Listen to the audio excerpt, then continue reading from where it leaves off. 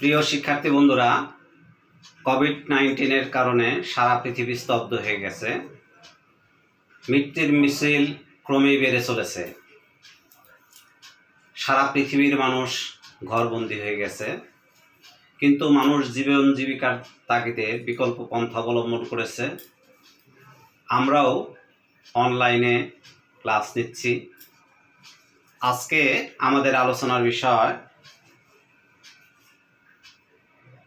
বিনিয়োগ পরিশোধকাল, pay back period, সংক্ষেপে বলে পিবিপি।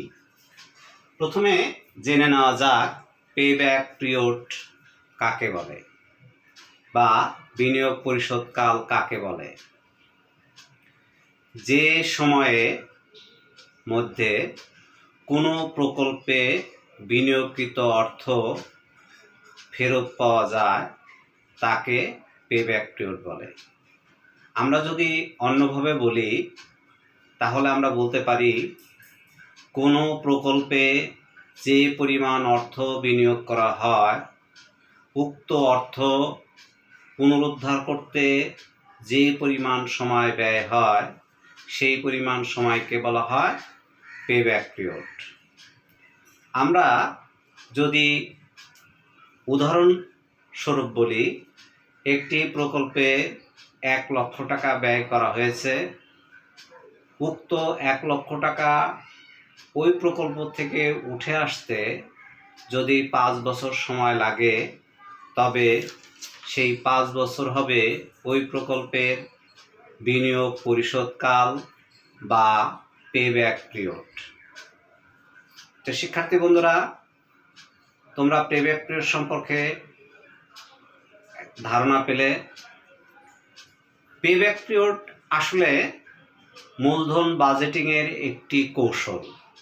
আমরা জানি মূলধন বাজেটিংয়ের 2 ধরনের কৌশল আছে। একটিকে বলা হয় সনাতন পদ্ধতি, অন্যটি বাট্টাকৃত পদ্ধতি। পে ব্যাক পিরিয়ড সনাতন পদ্ধতির একটি ধারণা।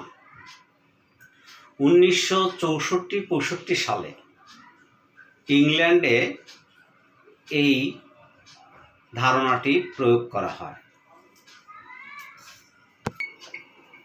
আমরা এবার বিনিয়োগ পরিশোধকাল গণনা নিয়ে আলোচনা করব। বিনিয়োগ পরিশোধকাল গণনার জন্য 2টি পদ্ধতি বিবেচনা করা হয়। এটি বিবেচনা করা হয় মূলত আন্তঃপ্রবাহের ধরন অনুযায়ী। আন্তঃপ্রবাহের 2টি ধরন, একটি সম আন্তঃপ্রবাহ আর একটি হলো অসম আন্তঃপ্রবাহ। যদি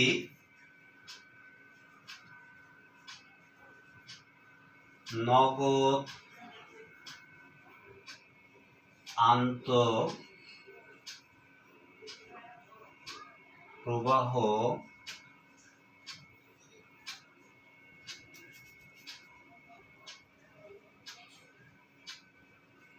সমান হয় তবে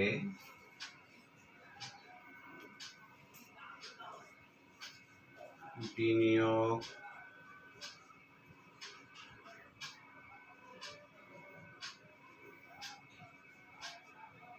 পরিশোধকাল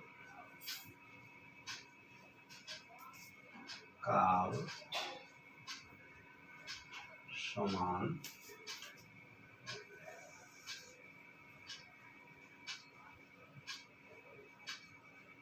প্রাথমিক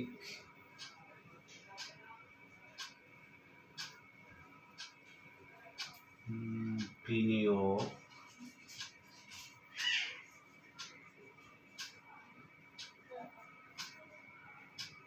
ভাগ বার্ষিক কর পরবর্তী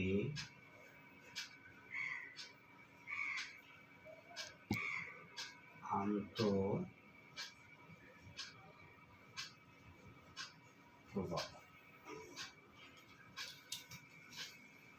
অপরপক্ষে যদি নগদ আন্তঃপ্রবাহ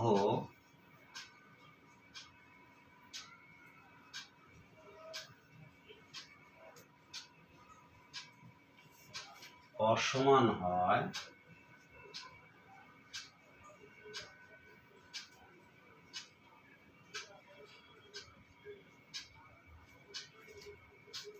তবে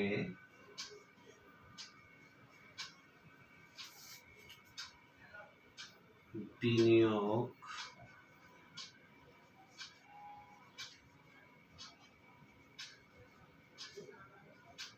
পরিশোধ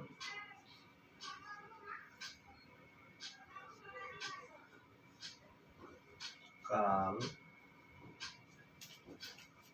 সমান a প্লাস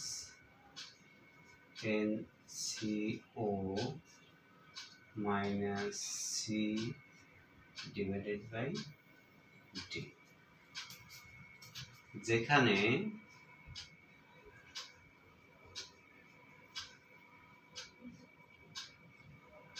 A সমান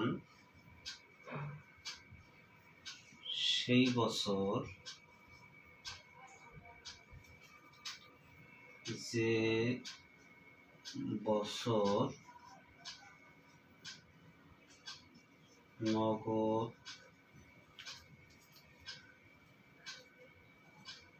সংযোজিত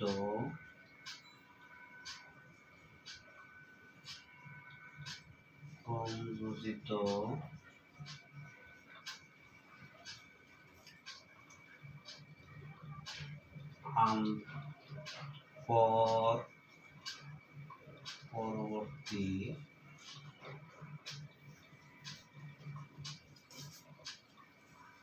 আন্তঃপ্রবাহ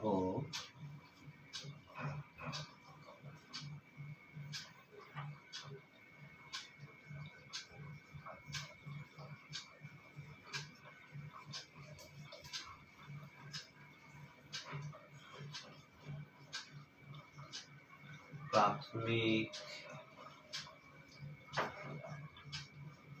বিনিয়োগের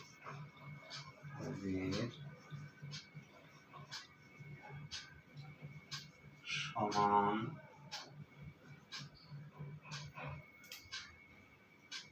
বা কাছাকাছি।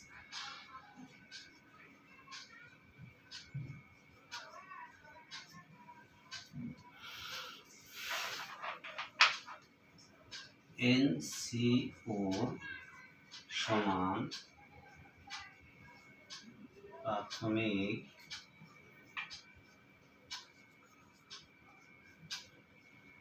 বিনিয়োগ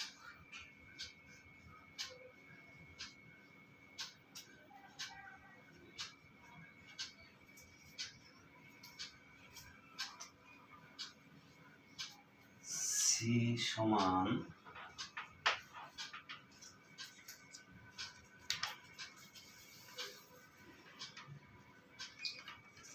A বছরের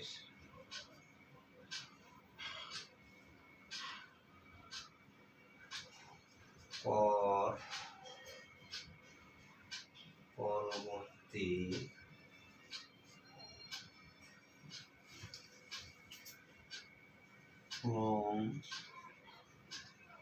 সংযোজিত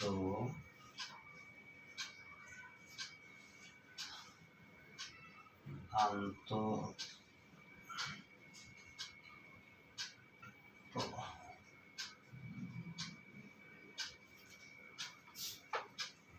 D এ বছরের পরবর্তী বছরের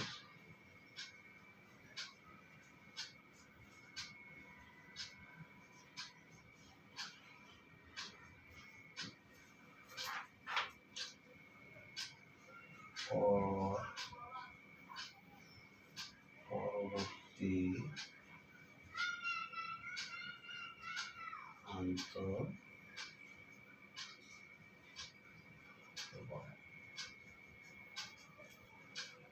তাহলে আমরা দেখলাম বিনিয়োগ পরিশোধ কাল হবে এ প্লাস এনসিও minus C divided by D, যেখানে এ হলো সেই বছর যে বছর নগদ ক্রমযোজিত কর পরবর্তী আন্তঃপ্রবাহ প্রাথমিক বিনিয়োগের সমান বা কাছাকাছি, এনসিও সমান প্রাথমিক বিনিয়োগ, সি সমান এ বছরের কর পরবর্তী ক্রমযোজিত আন্তঃপ্রবাহ এবং ডি সমান এ বছরের পরবর্তী বছরের কর পরবর্তী আন্তঃপ্রবাহ। এখানে আমাদের একটি জিনিস লক্ষ্য রাখতে হবে যে আমাদের এখানে যে তথ্যগুলি আছে সেগুলি সবই কর পরবর্তী নগদ প্রবাহের সাথে জড়িত। এই বিষয়টি আমাদের অঙ্ক করার সময় খেয়াল রাখতে হবে। আমরা বিনিয়োগ পরিশোধকাল গণনার ক্ষেত্রে যে সকল বিষয় বিবেচনা করতে হবে সেগুলি একটু দেখি। 1. নগদ প্রবাহের ধরন, যার মাধ্যমে কোন সূত্রটি ব্যবহার হবে তা নির্ধারিত হবে। আমাদের নগদ প্রবাহের ধরন যদি সমান হয় তাহলে এক ধরনের সূত্র ব্যবহার হবে, যদি অসমান হয় তাহলে ভিন্ন ধরনের সূত্র ব্যবহার হবে। 2. দেখতে হবে অবচয় নির্ণয় পদ্ধতি, যে পদ্ধতিতে অবচয় নির্ণয় করতে বলবে সেই পদ্ধতি ব্যবহার করতে হবে। অবচয় নির্ণয়ের অনেকগুলি পদ্ধতি আছে, আমরা জানি সরলরৈখিক পদ্ধতি, ক্রমহ্রাসমান পদ্ধতি, SYDD ইত্যাদি নানান ধরনের পদ্ধতি আছে। যে পদ্ধতিতে অবচয় নির্ণয় করতে বলবে ঠিক সেই পদ্ধতিতেই এটা বের করতে হবে। এরপর আমাদের খেয়াল রাখতে হবে যে কর পরবর্তী আন্তঃপ্রবাহ টেবিল সম্পর্কে স্পষ্ট ধারণা। এটি এই জন্য যে সমস্যায় যে অবস্থানের তথ্য থাকবে সেই অনুযায়ী কর পরবর্তী নগদ প্রবাহ বা সিএপএটি বা এনসিবি নির্ণয় করতে হবে। আমরা ইতিপূর্বেই যে তথ্যগুলি পেয়েছিলাম সেখানে আমরা দেখেছিলাম যে প্রতিটি জায়গায় কর পরবর্তী নগদ প্রবাহ ব্যবহার হবে। যেহেতু কর পরবর্তী নগদ প্রবাহ ব্যবহার হবে সেজন্য কর পরবর্তী নগদ প্রবাহ পর্যন্ত যেখান থেকে শুরু করতে হবে ঠিক সেভাবেই অঙ্কটি করতে হবে। কর পূর্ব অথবা কর পরবর্তী এটি যদি উল্লেখ না থাকে তাহলে এবং করের হার যদি দেয়া থাকে তাহলে বুঝতে হবে এটা কর পূর্ব, আর যদি করের হার না থাকে তাহলে বুঝতে হবে এটা কর পরবর্তী। আর আরেকটা বিষয় আমাদের মনে রাখতে হবে যে নগদ প্রবাহ এবং নগদ আয় এই দুটি বিষয় এক নয়। নগদ প্রবাহ অর্থ নগদ আয় যোগ অবচয়, অর্থাৎ যেখানে প্রবাহ আছে সেখানে অবচয় সংযুক্ত আছে। আশা করি আমাদের এই বিষয়গুলি মনে রাখলে আমরা পরবর্তী অঙ্কগুলি করতে আমাদের সুবিধা হবে। এবার আমরা দুটি উদাহরণ লক্ষ্য করি। ধরা যাক একটি প্রকল্পে 1 লক্ষ টাকা মূলধন প্রয়োজন। উক্ত প্রকল্প হতে প্রাক্কলিত আয় প্রথম বছর 25,000 টাকা, দ্বিতীয় বছর 25,000 টাকা, তৃতীয় বছর 25,000 টাকা, চতুর্থ বছর 25,000 টাকা এবং পঞ্চম বছর 25,000 টাকা। তাহলে প্রকল্পটির বিনিয়োগ পরিশোধ কাল কত হবে? আমরা এখানে লক্ষ্য করছি যে প্রতি বছরই 25,000 টাকা করে আয় হয়েছে, সুতরাং এটি সমান নগদ আন্তঃপ্রবাহের একটি সমস্যা। অতএব এখান থেকে যদি আমরা মূলধন ফেরতকাল বা বিনিয়োগ পরিশোধকাল বের করি তাহলে আমাদের সূত্র হবে বিনিয়োগ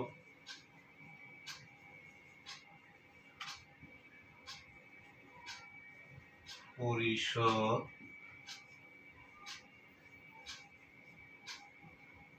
কাল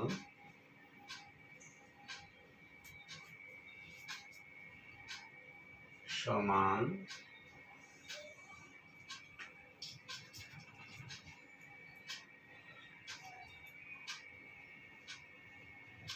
প্রাথমিক বিনিয়োগ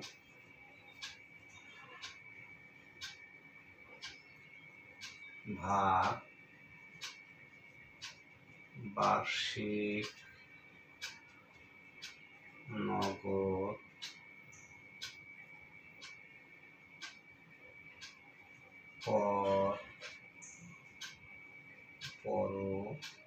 পরবর্তী আন্তঃপ্রবাহ।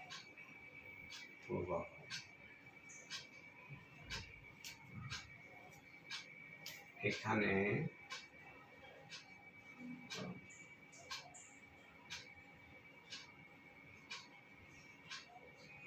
প্রাথমিক বিনিয়োগ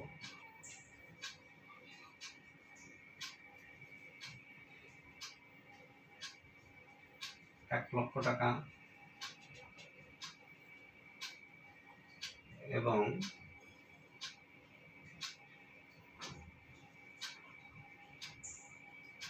বার্ষিক কর পরবর্তী নগদ আন্তঃপ্রবাহ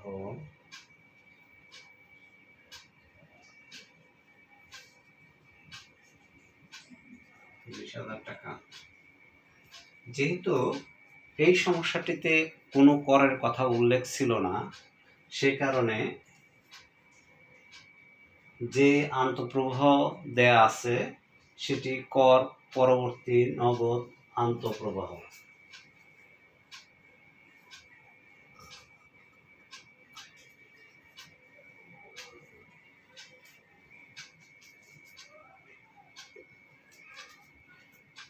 তাহলে প্রাথমিক বিনিয়োগ ৳1,00,000 এবং বার্ষিক কর পরবর্তী নগদ আন্তঃপ্রবাহ ৳25,000।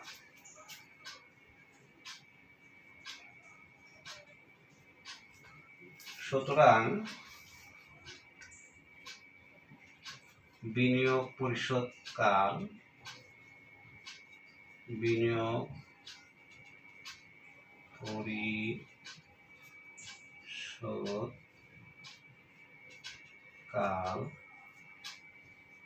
সমান 1,00,000 ভাগ 25,000 সমান 4 বছর।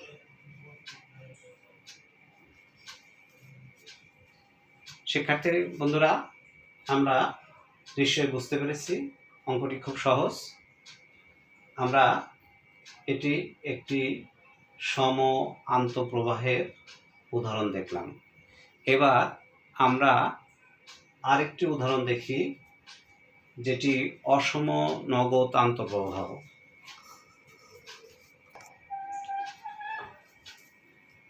মেঘনা গ্রুপ একটি প্রকল্পে বিনিয়োগের কথা বিবেচনা করছে। প্রকল্পটির যাবতীয় তথ্য নিম্নরূপ: প্রাথমিক বিনিয়োগ ৳1,50,000, ভগ্নাবশেষ মূল্য ৳50,000, কার্যকরী মূলধন ৳20,000, করের হার 40%, আনুমানিক আয়ুষ্কাল 5 বছর এবং অবচয় পদ্ধতি সরলরৈখিক। প্রকল্পটি হতে আগামী 5 বছরের প্রাক্কলিত মুনাফা নিম্নরূপ: প্রথম বছর ৳30,000, দ্বিতীয় বছর ৳35,000, তৃতীয় বছর ৳40,000, চতুর্থ বছর ৳45,000 এবং পঞ্চম বছর ৳50,000। প্রকল্পটির বিনিয়োগ পরিশোধকাল কত, এটি বের করতে হবে। এখানে প্রথমত আমরা দেখতে পাচ্ছি যে এই নগদ আন্তঃপ্রবাহগুলি সমান নয়, অসমান। ফলে এটি অসম নগদ প্রবাহের যে সূত্র, সেই সূত্রটি প্রয়োগ হবে। এই অঙ্কে আরেকটি বিষয় যে এই নগদ প্রবাহগুলি কর পূর্ব কিংবা কর পরবর্তী কোনোটিই বলা নেই। আমাদের মনে রাখতে হবে যে যেহেতু এখানে করের হার দেয়া আছে, অতএব ধরে নিতে হবে এটি কর পূর্ব আয়।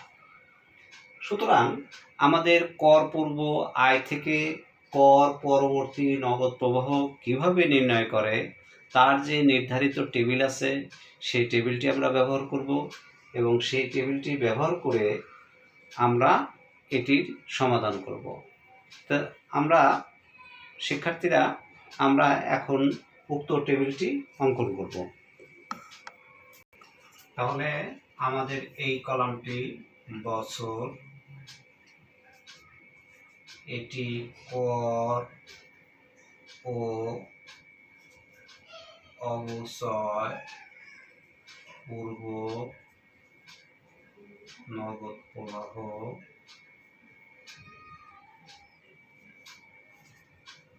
এটি অবচয়, এটি কর পূর্ব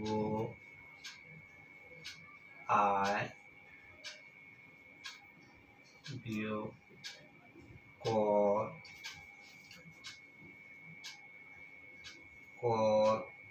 পরবর্তী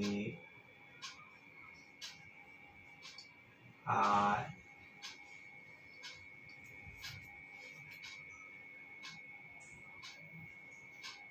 কর পরবর্তী নগদ প্রবাহ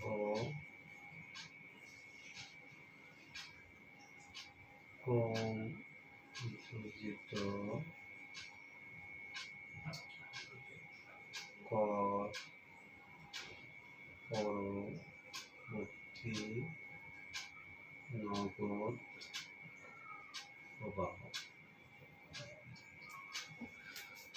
আমাদের এখানে ছিল 1, 2, 3, 4 এবং 5। প্রথম বছরে আমাদের ছিল 30,000 টাকা, দ্বিতীয় বছর ছিল 35,000 টাকা, তৃতীয় বছর ছিল 40,000 টাকা, চতুর্থ বছর ছিল 45,000 টাকা, পঞ্চম বছর ছিল 50,000 টাকা। আমাদের এবার নির্ণয় করতে হবে অবচয়। আমাদের এই সমস্যাটিতে বলা ছিল যে সরলরৈখিক পদ্ধতিতে অবচয় নির্ণয় করতে হবে। সরলরৈখিক পদ্ধতিতে অবচয়ের সূত্র হলো অবচয় সমান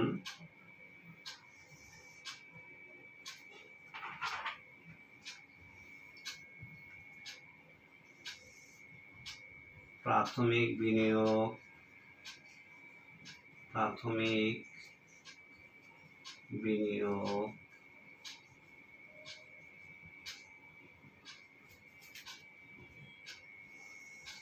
বিয়োগ ভগ্নাবশেষ মূল্য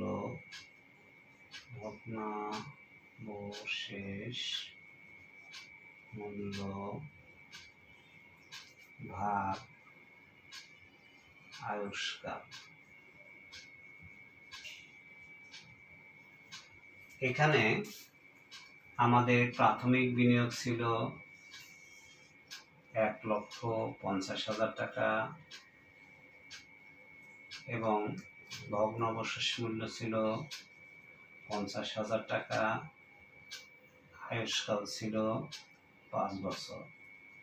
1,50,000 টাকা থেকে 50,000 টাকা বাদ গেলে থাকে 1 লক্ষ টাকা।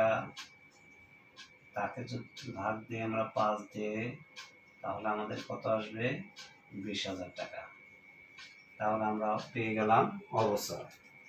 অবচয় কত? 20,000 টাকা।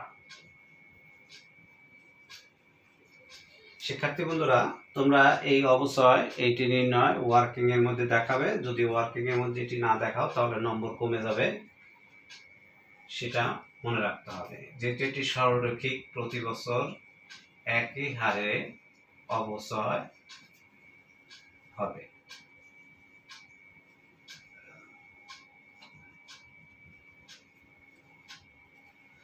এবার কর পূর্ব আয়। আমাদের কর ও অবচয় পূর্ব নগদ প্রবাহ থেকে অবচয় বাদ দিলে কর পূর্ব আয় পাওয়া যায়। তাহলে 30,000 থেকে 20,000 গেলে থাকে 10,000 টাকা। 35,000 থেকে 20,000 বিয়োগ করলে পাই 15,000 টাকা। 40,000 থেকে 20,000 গেলে পাওয়া যায় 20,000 টাকা। 45,000 থেকে 20,000 বিয়োগ করলে পাওয়া যায় 25,000 টাকা এবং 50,000 থেকে 20,000 বিয়োগ করলে পাওয়া যায় 30,000 টাকা। এবার আমাদের বাদ দিতে হবে কর। আমাদের এই সমস্যাটিতে করের হার দেওয়া ছিল 40%। আমরা কর পূর্ব যে আয়, এই কর পূর্ব আয়কে যদি 40% দ্বারা গুণ করি তাহলে যা পাওয়া যাবে, যে মানগুলি পাওয়া যাবে সেটা এই কলামে বসাবো। 40,000কে যদি 40% করি তাহলে আমরা পাই 4,000 টাকা। তারপরটা 15,000 40% করলে 4×15 = 60, 6,000 টাকা। তারপরটা হবে 8,000 টাকা। 25,000কে 40% করলে পাওয়া যাবে 10,000 টাকা এবং 30কে 40% যে গুণ করলে পাওয়া যাবে 12,000 টাকা। শিক্ষার্থীরা, তোমরা ক্যালকুলেটর ব্যবহার করবে। ক্যালকুলেটর ব্যবহার না করলে ভুল হওয়ার একটা সম্ভাবনা থেকে যাবে। এবার কর পূর্ব আয় থেকে যদি আমরা কর বাদ দিই তাহলে কর পরবর্তী আয় পাওয়া যাবে। তাহলে এখান থেকে এটি বিয়োগ দেব। 10,000 থেকে যদি 4,000 বিয়োগ দিই তাহলে পাওয়া যাবে 6,000 টাকা। 15,000 থেকে 6,000 বিয়োগ হলে থাকবে 9,000 টাকা। 20,000 থেকে 8,000 বিয়োগ দিলে পাওয়া যায় 12,000 টাকা। 25,000 থেকে 10,000 বিয়োগ দিলে পাওয়া যায় 15,000 টাকা। 30,000 থেকে 12,000 বিয়োগ দিলে পাওয়া যায় 18,000 টাকা। এবার কর পরবর্তী নগদ প্রবাহ। কর পরবর্তী আয়ের সাথে অবচয় যোগ করলে কর পরবর্তী নগদ প্রবাহ পাওয়া যায়। অর্থাৎ এই কলামের সাথে এই কলামের যোগ হবে। তাহলে 6,000-এর সাথে যোগ হবে 20,000, তাহলে কত হবে 26,000। 9,000-এর সাথে 20,000, তাহলে কত হবে 29,000। 12,000 থেকে 20,000, তাহলে 32,000। 15,000-এর সাথে 20,000, 35,000 এবং 18,000-এর সাথে 20,000 যোগ করলে পাওয়া যায় 38,000 টাকা। এবার আমাদের ক্রমযোজিত কর পরবর্তী নগদ প্রবাহ। আমাদের কর পরবর্তী যে নগদ প্রবাহ পাওয়া গেছে সেই কর পরবর্তী নগদ প্রবাহগুলিকে ধারাবাহিকভাবে যোগ করতে হবে। প্রথমে এখানে 26,000ই থাকবে। এরপরে এই 26,000-এর সাথে 29,000 যোগ করে এইখানে বসবে। অর্থাৎ আমাদের বিষয়টা হবে এরকম, এইটার সাথে এইটা এবং তার ফলাফল বসবে এইটা। এইটা এইখানে যে ফলাফলটা আসবে সেটার সাথে আবার এটা যোগ হবে, ফলাফল বসবে এইখানে। এরকম করে আমরা ক্রমান্বয়ে যোগ করব। কিন্তু তোমরা খাতায় এগুলি দেখাবে না, আমি শুধু শেখানোর জন্য এটি বললাম। তাহলে 26,000-এর সাথে 29,000 যোগ করলে কত হয় 55,000। 9, 5, 55,000। 55,000-এর সাথে 32,000 যোগ করলে 5, 7, 87,000। 87,000-এর সাথে 35,000 যোগ করলে 45,000।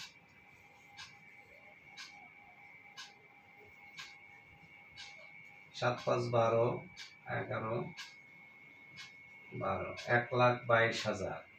1,22,000-এর সাথে 38,000 যোগ করলে আমরা কত পাই? 1,60,000 টাকা।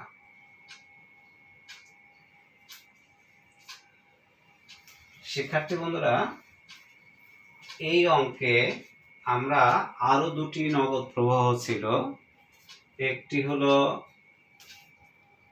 ভগ্নাবশেষ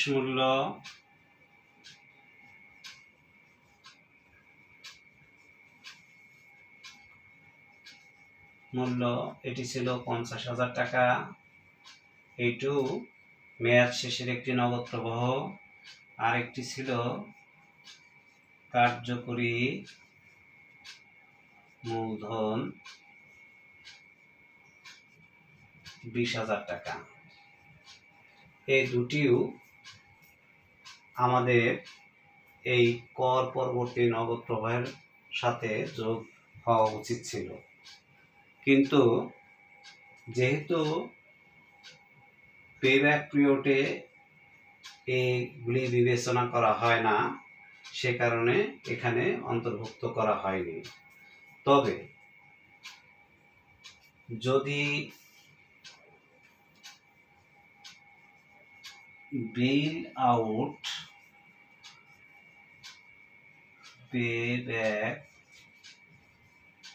পিরিয়ড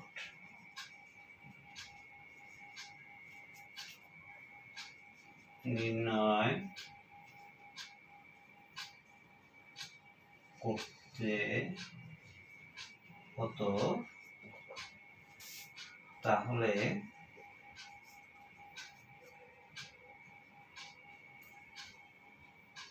এই দুটি বিবেচনা করা হতো। উচ্চ মাধ্যমিক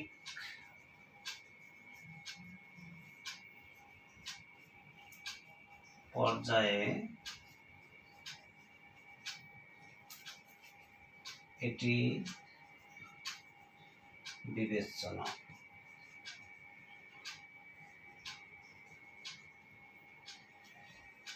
সুতরাং এই দুটিকে আমরা কর পরবর্তী নগদ প্রবাহের অন্তর্ভুক্ত করিনি।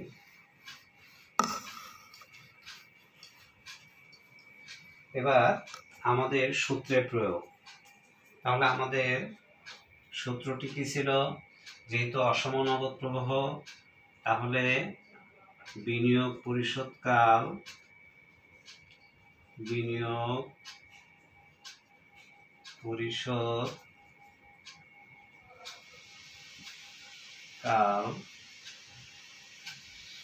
সমান A plus NCO minus C divided by D। আমরা বলেছিলাম এ হলো সেই বছর যে বছর নগদ ক্রমযোজিত আন্তঃপ্রবাহ এনসিওর সমান অথবা কাছাকাছি। তাহলে আমাদের এনসিও মানে প্রাথমিক বিনিয়োগ ছিল 1,50,000 টাকা। এখানে 1,50,000 টাকার কাছাকাছি মান আছে 1,22,000 টাকা, কারণ 1,60,000 টাকা এটা বেশি। তাহলে কাছাকাছি মান 1,22,000 টাকা। এই 1,22,000 টাকা কোন বছর? 1,22,000 টাকা হলো চতুর্থ বছর। তাহলে এর মান কত? এর মান হলো 4। তাহলে এখানে এ সমান 4। এনসিও আগেই উল্লেখ করা আছে, এনসিও মানে প্রাথমিক বিনিয়োগ ছিল 1,50,000 টাকা। সি বলেছিলাম এ বছরের ক্রমযোজিত নগদ আন্তঃপ্রবাহ। এ বছরের নগদ ক্রমযোজিত আন্তঃপ্রবাহ হলো 1,22,000 টাকা। এটি হলো তাহলে সি। তাহলে সি হলো 1,22,000 টাকা। এবং ডি ডি বলেছিলাম এই বছরের পরবর্তী বছরের কর পরবর্তী নগদ প্রবাহ। তাহলে এটি হলো ডি। তাহলে ডি এর মান কত? ডি এর মান হলো 38,000 টাকা। শিক্ষার্থী বন্ধুরা, তাহলে আমরা যদি এবার এটিকে সূত্র অনুসারে প্রয়োগ করি, তাহলে আমরা পরিশোধকাল কত পাবো? পরিশোধকাল পাবো 4 যোগ 1,50,000 বিয়োগ 1,22,000 ভাগ 38,000। তাহলে 4 যোগ 28,000 ভাগ 38,000। তোমরা ক্যালকুলেটর ব্যবহার করো। 4 যোগ 28 3 বাদ যায়, 28কে 38 দিয়ে ভাগ করলে আমাদের মান আসে 0.7368, 0.7368। এটি যদি আসন্ন মান করি তাহলে 4.737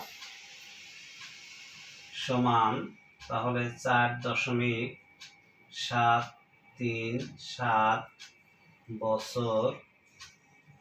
যেহেতু আসন্ন মান, অতএব আমরা এটাকে লিখব প্রায়।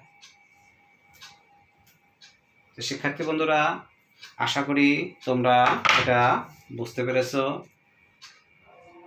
তোমাদের সবাইকে অনেক ধন্যবাদ। পরবর্তী ক্লাস করার জন্য তোমাদের আমন্ত্রণ রইল। আজকে এখানেই শেষ করছি।